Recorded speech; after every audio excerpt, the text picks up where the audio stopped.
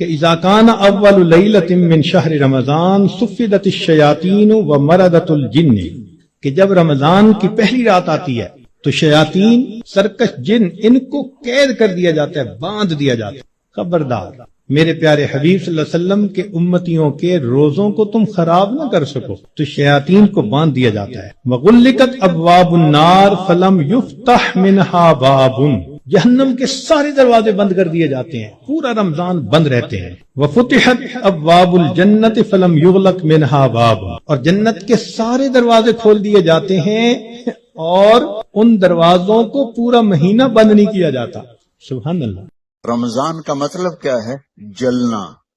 اور جلنے اور روزے کا کیا تعلق ہے؟ کہ جب کوئی مومنہ روزہ رکھتے ہیں تو اللہ اس کے پچھلے گناہوں کو جلانا شروع کرتے ہیں۔ کس میں؟ اس کی بھوک کی آگ میں۔ دوسرا، پھر تیسرا، پھر چوتھا۔ جب آخری روزہ آتا ہے تو اس کے سارے گناہ جل کے راکھ ہو جاتے ہیں، وہ بالکل پاک ہو جاتا ہے۔ رمضان آ رہا ہے، تیاری کرو۔ جیسے حج پر جانے سے پہلے معافیاں مانگتے ہو، رمضان سے پہلے بھی ایک دوسرے سے معافی مانگو، ایک دوسرے کو معاف کرو، ایک دوسرے کو درگزر کرو، خود جا کے معافی مانگ لو، اللہ آپ کا مقام اونچا کر دے گا، مرتبہ اونچا کر دے گا۔ آخری رات اللہ تعالیٰ فرماتے ہیں جاؤ، تمہارے رات کی قیام اور دن کے روزے کے بدلے تمہیں سب کو معاف کر دیا، مانگو۔ اور ایک رات اللہ نے شب قدر بنائی جو 1000 راتوں کے برابر کر دی۔ وہ آج آپ کی تو راتیں بڑی چھوٹی ہیں، 5 راتیں جاگ لو، 3 گھنٹے دی بھی نہیں رات ہوندی، تو 5 راتیں جاگ لو، 21 23 25 27 29، ان میں سے ایک رات ضرور شب قدر ہوگی۔ ایک رات کا جاگنا 80 سال کی عبادت سے بڑھیا ہو جائے گا، صرف ایک رات کا جاگنا، ایک رات کا جاگنا۔ ایک شرط ہے، دل میں بغض نہ ہو، نفرت نہ ہو، حقارت نہ ہو، کسی مسلمان کو حقیر نہ جانو، بلکہ کسی انسان کو حقیر نہ جانو، تو آپ کی بندگی اللہ کی بارگاہ میں پہنچ کر آپ کے مقام کو اونچا کر دیں گی۔ تو عبادات میں ایک نماز ہے، پھر ایک روزہ ہے، پھر زکوٰۃ اور حج مالدار لوگوں کا فریضہ ہے، غریبوں کا نہیں ہے، متوسط طبقے کا نہیں ہے۔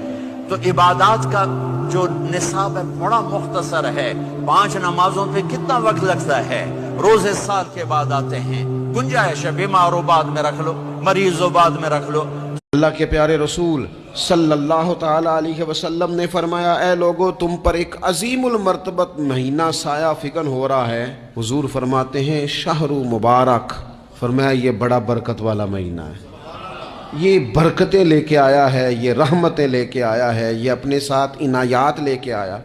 اور نبی اکرم صلی اللہ تعالی علیہ وآلہ وسلم نے فرمایا جو بندہ بھی قرب الہی کی نیت سے رمضان میں نیکی کا طلبگار ہوگا، فرمایا وہ اگر نفل نیکی کرے گا نا تو اللہ تعالیٰ اسے فرض کے برابر ثواب عطا فرمائے گا۔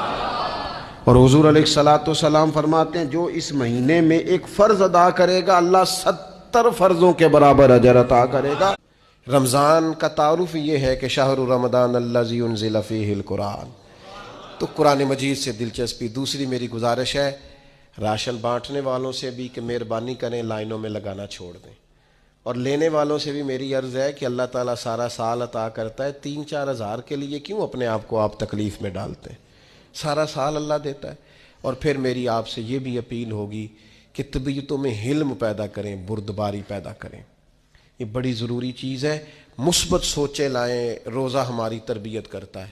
اور پھر آپ سے یہ بھی اپیل کروں گا رمضان شریف کی مقدس گھڑیوں میں صرف اپنے لیے نہیں سوچیں، امت کے لیے سوچیں، بالخصوص فلسطین کے مسلمانوں کے لیے کم از کم دعا مومن کا ہتھیار ہے، وہ تو جم کے کریں اللہ کے حضور۔ قرآن مجید کا بھی ایک خاص رشتہ ہے رمضان سے۔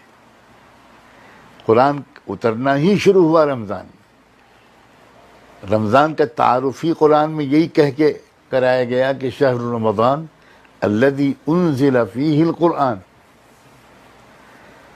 اور قرآن مجید ایسی شے ہے کہ جس چیز سے قرآن کا تعلق ہو جاتا ہے وہ چیز چمک جاتی ہے۔ دیکھو یہ جو رمضان ہے نا، اللہ نے آپ کو موقع دیا ہے روحانی طاقت کے لیے بھی اور جسمانی طاقت کے لیے بھی۔ اس رمضان میں روحانی کام بھی کرو، گناہ چھوڑو، تمام کبیرہ گناہوں کی لسٹ بنا لو۔ یہ کرتا ہوں، فحش فلمیں آج کل بہت نوجوانوں میں رائج ہو گئی ہیں، اس کو گناہ سمجھنا چھوڑ دیا ہے۔ یہ گناہ، ماں باپ کے ساتھ بد کلامی، بہنوں کی وراثت نہیں دے رہا، جھوٹ بولنا، سارے گناہوں کی، ہمارے استاذ کہا کرتے تھے گناہوں کو نا ڈائری میں لکھو، لسٹ بناؤ کہ میری زندگی کا عزم ہے کہ ان گناہوں کو میں نے اپنی زندگی سے نکالنا، اس کے لیے پلاننگ کرو۔ تو رمضان سے بہترین پلاننگ کا ٹائم آپ کے پاس کوئی بھی نہیں ہے، تمام گناہوں کو اپنی زندگی سے نکالنا ہے۔ اور رمضان میں رات کے آخری حصے میں نا، سحری میں تو اٹھتے ہی ہیں سب لوگ، تھوڑی دیر پہلے دعا کا اہتمام کر لو۔ سب سے زیادہ دعاؤں کی قبولیت کا وقت رات کا آخری حصہ ہے۔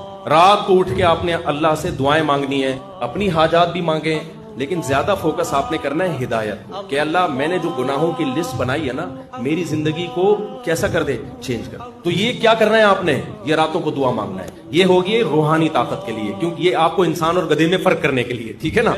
جو کوئی ماہ رمضان کا پہلا روزہ رکھتا ہے، اللہ عز و جل مہینے کے آخر دن تک اس کے گناہ معاف فرما دیتا ہے، اور اس کے لیے صبح سے شام تک 70,000 فرشتے دعائیں مغفرت کرتے رہتے ہیں۔ رات اور دن میں جب بھی وہ سجدہ کرتا ہے، ہر سجدے کے عوض یعنی بدلے اس کے لیے جنت میں ایک ایسا درخت عطا کیا جاتا ہے کہ اس کے سائے میں گھوڑے سوار 500 برس تک چلتا رہے۔ سبحان اللہ، پہلے دن اور پہلی رات کی یہ بات ہے، تو آگے آگے کتنی رحمتیں اور برکتیں ہوں گی۔ سبحان اللہ۔ افطار کے وقت بھی بڑی خصوصی عورتیں توجہ سے سنیں، افطار کے وقت لوگوں کو اللہ تعالیٰ جہنم سے آزاد کرتے ہیں۔ صحیح ابن ماجہ 1332، نبی صلی اللہ علیہ وسلم نے فرمایا، عورتیں خاص طور پہ سنیں، اور وہ مرد جو عصر کی نماز سے لمبا سوتے پڑے رہتے ہیں وہ بھی سنیں۔ نبی صلی اللہ علیہ وسلم نے فرمایا، بلا شبہ اللہ تعالیٰ ہر روز افطار کے وقت لوگوں کو جہنم سے آزاد کرتے ہیں، اور ایسا اللہ تعالیٰ ہر رات کو کرتے ہیں۔ 4 بجے چولہے میں گھس رہے، چپٹے آلوواں کاٹ لیتے ہوئے، پالک کے پکوڑیاں بنا لیتے ہوئے، گلگلے بنانے کی تیاری چلی، دال بنانے کی تیاری چلی، کھجوراں کاٹ کے نئے نئے طریقے چل رہے ہیں۔ دن میں یوٹیوب سے ریسیپیاں دیکھتے جانا، عصر کی نماز پڑھ کے چولہے میں داخلہ لینا، 4 کھجوراں اپنے پاس تشتری میں رکھ لینا، افطار کا ٹائم ہوتے جانا، امی آئیے ابھی آ رہی ہوں، آخری مرچی ہے، وہیں روزہ کھول لے رہے ہیں چولہے میں۔ یہ رمضان کا وہ وقت ہے افطار کا جہاں اللہ سبحانہ و تعالیٰ تمہاری دعاؤں کو قبول کرتے ہیں۔ یہ چولہے میں سامنے فون رکھ لے کہ افطار کے ٹائم ریسیپی دیکھ لیتے، حلیم کے گھوٹے مان لے، تھوڑی اور نے گلی، ان کے فرمائشاں، بیٹے کو دھائیں بڑے ہونا ماش کے، ابا کو بیسن کے بھجیے ہونا، یہ سب فرمائشاں 4 بجے کے اندر کر لینا۔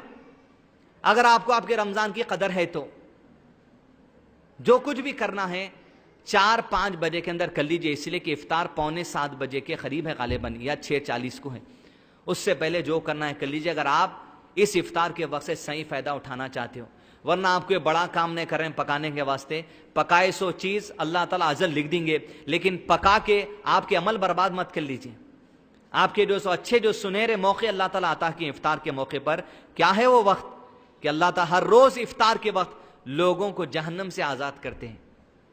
لہذا اس چیز کا قدر کریں، خواتین بھی، مرد حضرات بھی ایسی فرمائشوں کی فہرست نہ بنائیں، تم کل یہ بنا تو دو، تم کل وہ بنا دو، تو ایسا نہیں۔ لہذا آپ بھی ان کا خیال رکھیں، عورتیں خود بھی اپنا خیال رکھیں۔